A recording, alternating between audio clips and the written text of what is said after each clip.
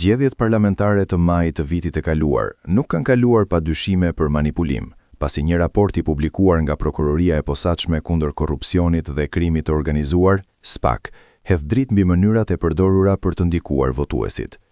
Në raportin e publikuar javën e kaluar, SPAK thekson se gjatë hetimeve janë evidentuar raste ku zyrtar dhe individ të ndryshëm kanë kërkuar ose ofruar përfitime në këmbim të mbështetjes elektorale.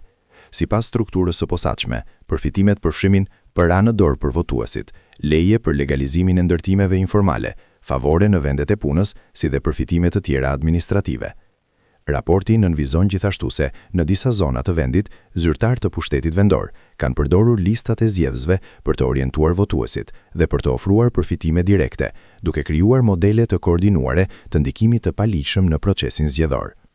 Hetimet kanë zbuluar edhe përpjekjet e vazhdueshme për të shmangur kontrollin e organeve ligjzbatuese.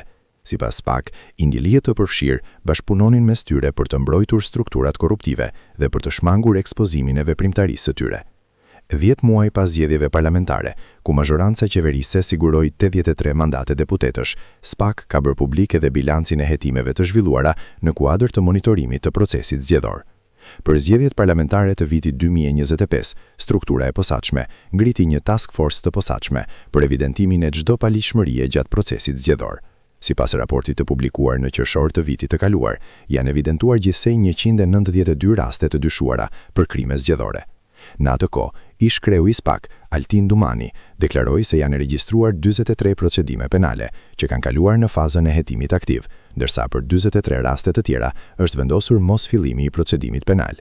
Ndërkohë, 40 materiale kallëzuese janë dërguar për kompetencë pranë prokurorive të rretheve, ndërsa 17 raste të tjera janë bashkuar me procedime ekzistuese. Në raport, SPAK thekson se lufta kundër krimeve zgjedhore mbetet një nga prioritetet kryesore për të garantuar integritetin e proceseve demokratike në vend.